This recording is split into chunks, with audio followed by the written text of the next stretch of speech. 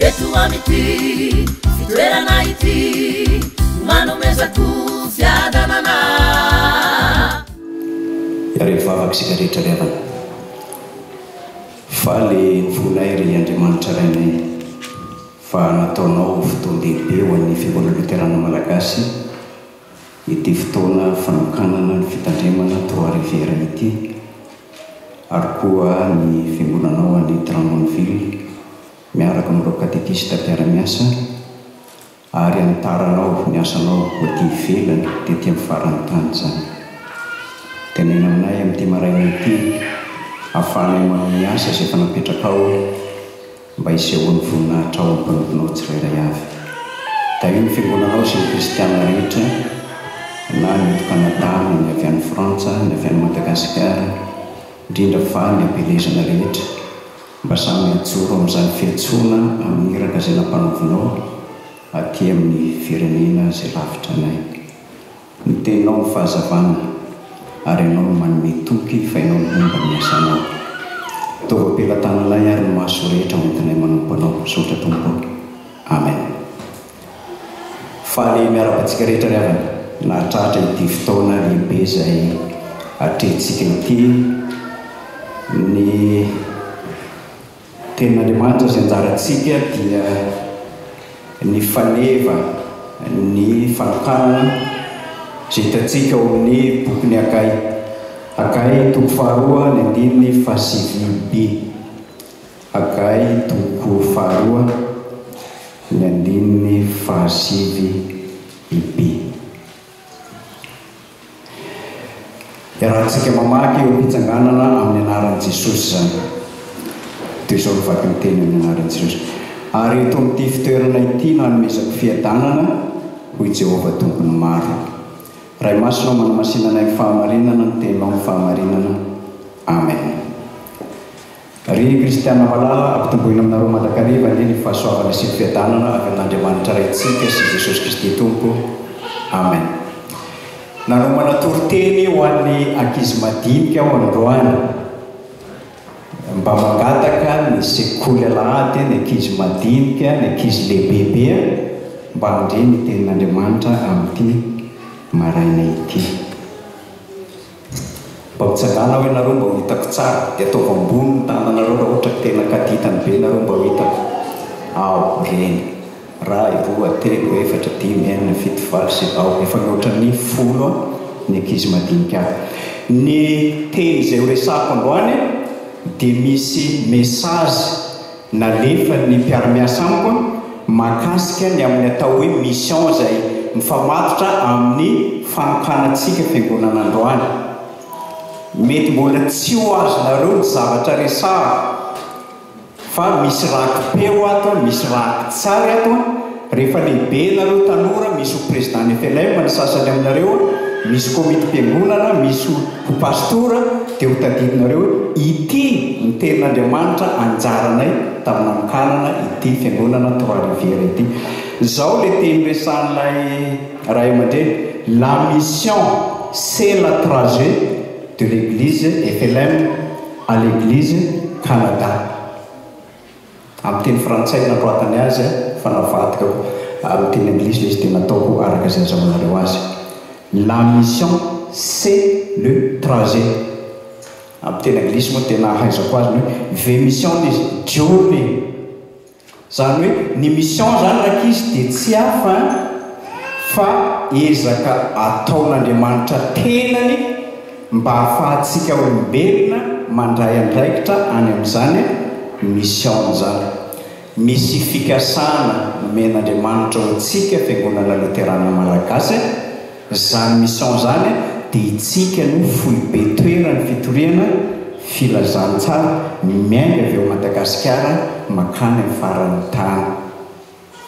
Teraka teto Canada ianareo nahazo an'izany teny fikasana ho mpitondra an'izany teny fikasana Andriamanitra zany. Canada dia sahavaovao ny fiangonana luterana malagasy. Misy zavatra vitsivitsy ary ho resako amin'izany mission is journey. Resako voalohany zany dia hoe misy iraka ampanaovin'Andriamanitra antsika dia hanitatra ny fitomboan'ny fiangonana.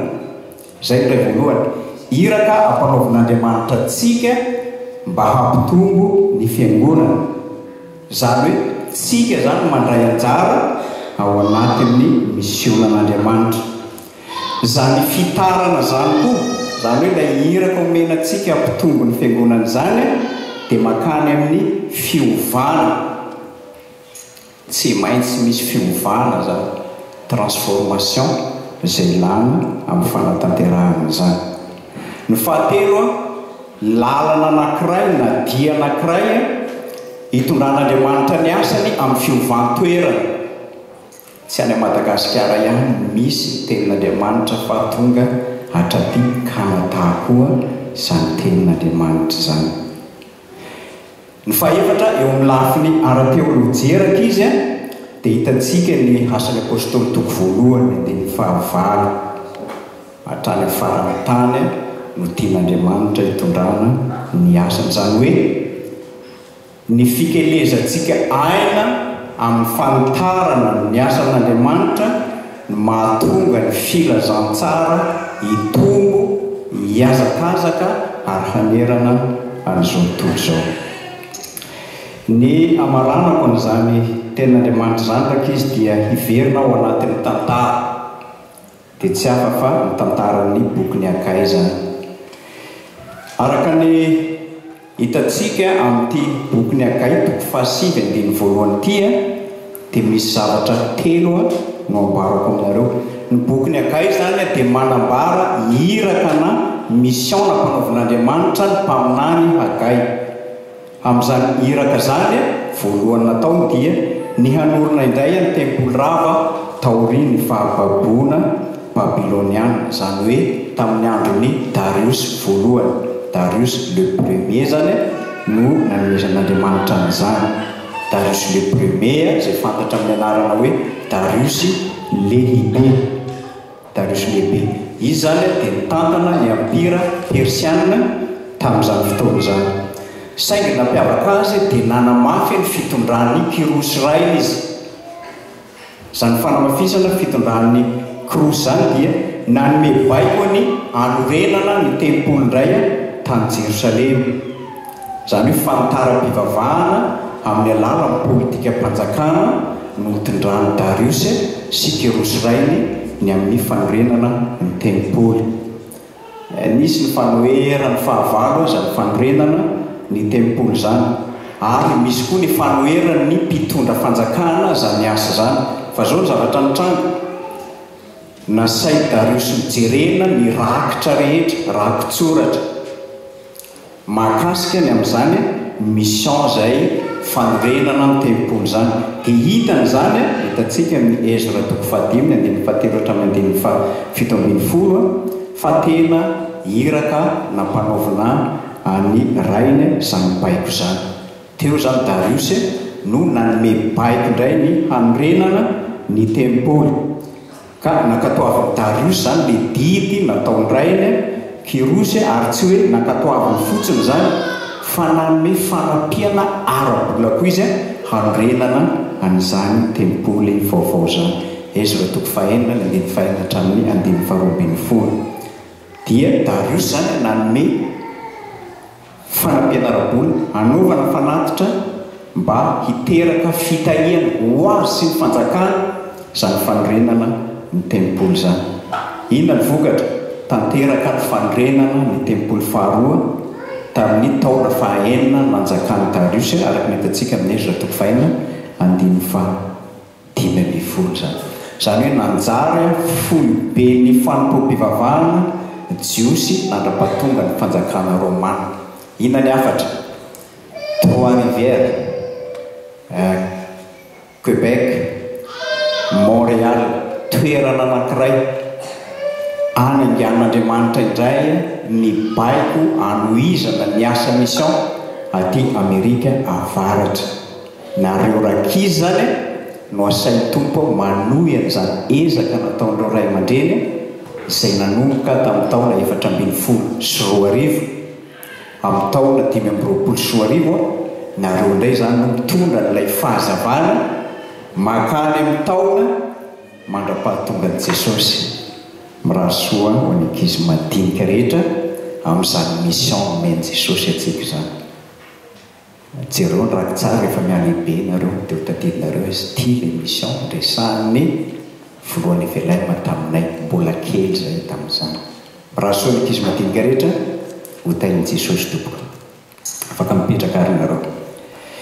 Amin'ity toerana ity no hanomezako fiadanana ho Jehova tompony maro. Tenin'Andriamanitra fanorenana, tenin'Andriamanitra fananganana reo vahoaka kivy tamin'ny andro ny Hagai, ny tenin'Andriamanitra izay anjarantsika. Satria latsaka ambany ny fanantenana izy ireo no ilay tempoly. Izay tempoly ny Jerobabela latsaka ambany no ny tempoly ny Solomona. Reo ray aman-dreny taloha rehefa nahita fa lasa kely ilay tempoly rehefa lasa nody tany an-tanindrazana izy dia nitomany satria fantany fa lasa kely lavitra no ilay tempoly naoriny Solomona ity tempoly ity. Nahoana moa no lasa kely zany tempoly zany? Voalohany variana tamin'ny fanaovana izay mahasoa azy ny olona, namoky tanana ny olona, tsy nampitombo ny asa ny olona, tsy nanetsika ny asa ny olona. Izay nahatonga ilay trano lasa kely. Amin'ny missiontsika rehava raha vao ny olona no mamokina ny tanana tsy hampandroso ny asa dia mihakely arak'izany ny fanatanterahana ny mission.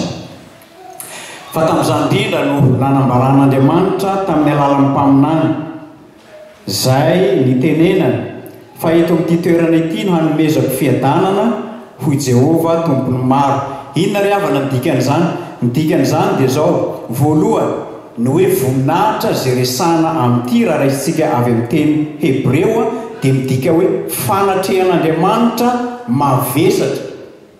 Ny voninahitra zany dia Andriamanitra manatrika antsika amin'ny falebiazana.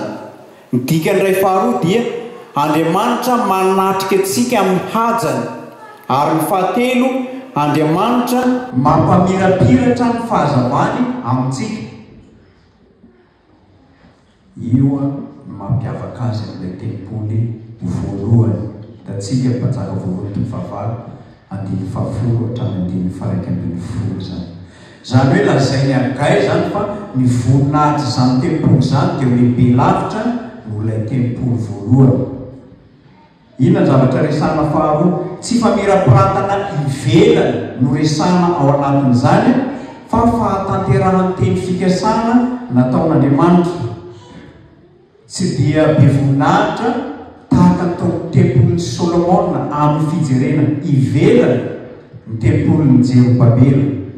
Nefa lehibe izy noho ny antony ara-panahy satria io ny tempoly hisehoan'i Kristy.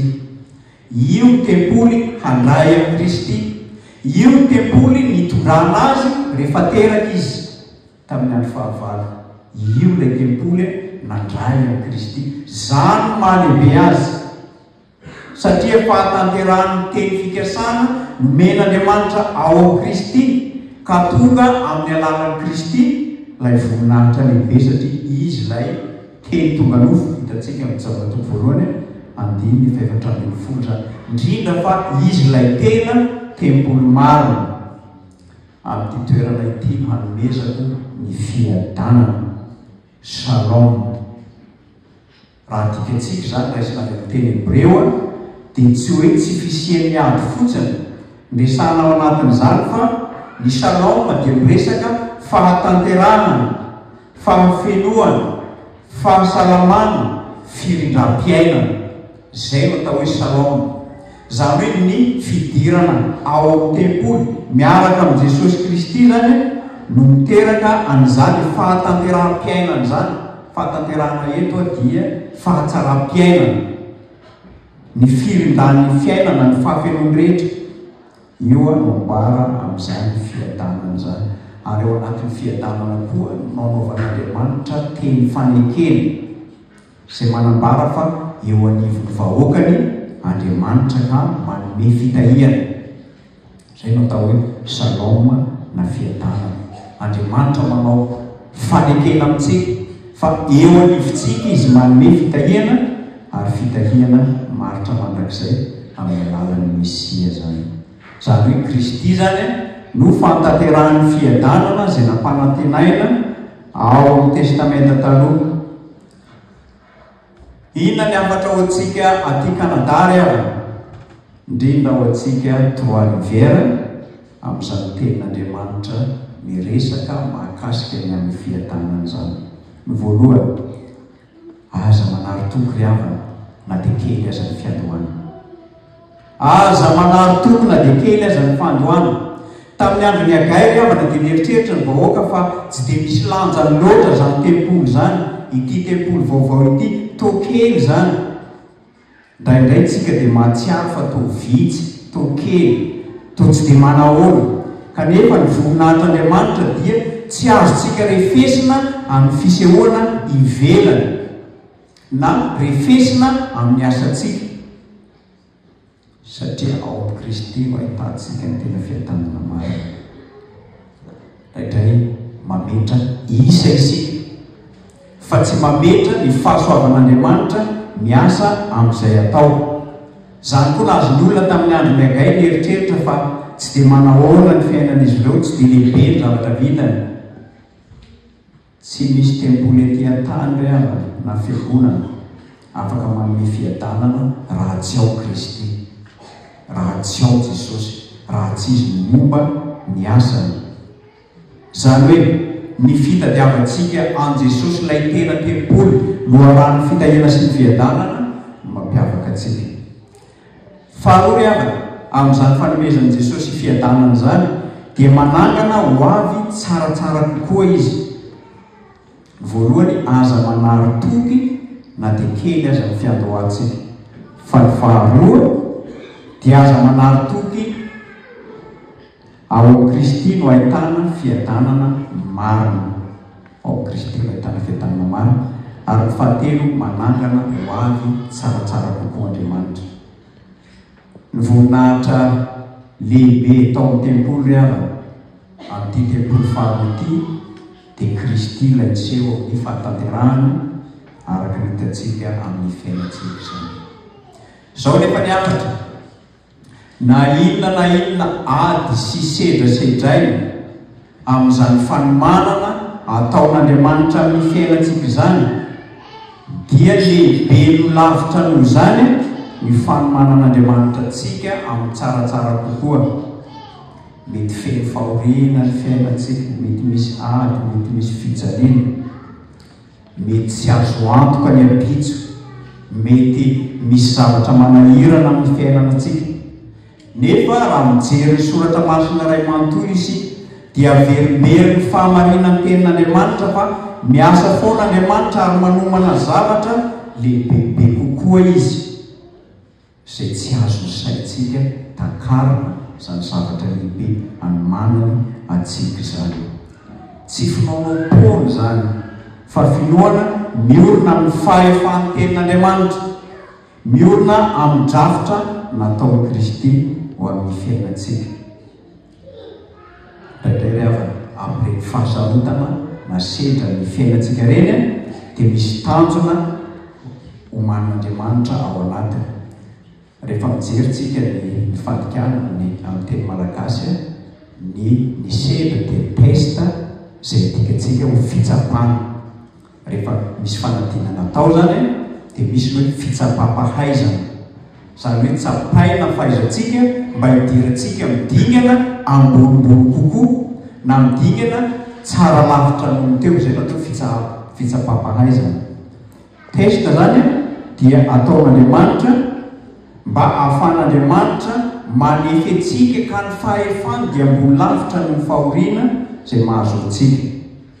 Tsy misy fijaliana ry havana, tsy misy ady izay ho ambony ny fahefan'Andriamanitra, fa manome toky antsika ny Baiboly fa miasa amin'ny toe-javatra rehetra Andriamanitra, ary amin'izany fiasany amin'ny toe-javatra rehetra zany, na dia miafina amintsika aza ny tanjony androany, na dia tsy mazava amintsika aza indraindray, dia manana ny fotoana ny Andriamanitra ny amin'izany. Ny karazana sedra iainantsika koa amin'ny fanatanterahana ny asa na amin'ny fivelomantsika dia fanefenantsika zany. zany hoe tsy mamela ny fahoriana hiatra amintsika tsy misy antony Andriamanitra. Tsy misy olo hiara-pahoriana amintsisy antony zany, amintsisy dikany zany, fa fanefena sy fampitomboana ny filohantsika ireny. Jereo ny boky ny Jakoba toko voalohany andiny faharoatra ny andiny fahaefatra sy ny Petera voalohany toko voalohany andiny fahaenina hatramin'ny andiny fahafito. Ny Petera voalohany io miresaka ny volamena izay latsaka anaty vovoka ary diovina ny fandrendrehana izy mba hadioka hamoaka zavatra tsara. Tsy hoe manomana zavatra tsara fotsiny Andriamanitra fa manomana antsika ihany koa amin'ny zavatra tena lehibe amin'ny fiainantsika. Mba jereo ny ry havana tantarany soratra masina raha resaka fahasarotana no resahantsika. Jereo any ny tantarany Josefa dia lehilahy anankiray namidy ho andevo nigatra tany Egypta fa taty aoriana nasambatra Andriamanitra ho prime ministre izy. Zany hoe men'Andriamanitra toerana ambony indrindra hitantsika amin'ny Genesis toko faharoapolo zany. Fa raha mandalo amin'izany tantaran'i Josefa zany tsika dia nahita ny fahasarotana ny ainany. Nefa navadika Andriamanitra ilay fitsapahana mba hanefena azy ho lasa prime ministre tany Egypta. Zanak'Israely avana nandalo ny fanadevozana tany Egypta nefa niditra tamin'ny tany fampanantenana dia ny tany Kanana zany. Efa 10 taona ny setra ny fahasarotana rehetra. Hitantsika amin'ny Exodus toko fahatelo ny andiny fahafito hatramin'ny andiny fahavalo zany. Ary ny farany Jesosy Kristy nandalo ny hazo fijaliana nefa niseho ny voninany ary lasa tompo sy Andriamanitra izy. Zany hoe tsy miafara amin'ny ady sedraintsika ankehitriny ny tantarantsika, ny tantaran'ny diantsika, ny tantaran'ny sionatsika, ny tantaran'ny asa ataon'Andriamanitra amin'ny fiainantsika, fa havaozana ho amin'ny voninany itsika tsirairay avy. Fory havana kely havana ny fahoriana raha miohatra amin'ny voninahitr'Andriamanitra tafiny itsika, raha miohatra amin'ny fiadanana omeny itsika. Zany hoe Hagai zany dia mampianatra antsika mba hanana an'izany fiadanana azo antoka zany, na inona setra fa ny manana no avintsika mba tonga ny fanjakan'Andriamanitra ho tanteraka amin'ny fiainantsika.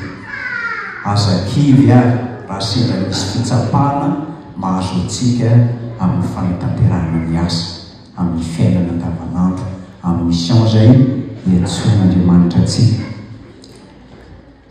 Amarana ko azy ireo lainana. Aza manontany an'Andriamanitra ny antony na ny sehoan'ny ady isika rehefa sendra izany. Aza manontany azy, nahoana loatra ty, nahoana ihany natao tsara ny azo ny fiainana, ihany natao metimety, ny antony ratsy, ny antony tsara, ny antony kely, ny asa totoa tsy mahomby, fa inona ny antony? Aza manontany ry havana. Tsy misy harena eto amin'izao tontolo izao hanome fiadanana antsika, ary tsy misy zava-bitantsika eto amin'izao tontolo izao ka hiteraka fahombiazana raha tsy miaraka amin'ny tompo, satria tsy hanome fahafahampo ho antsika ireny.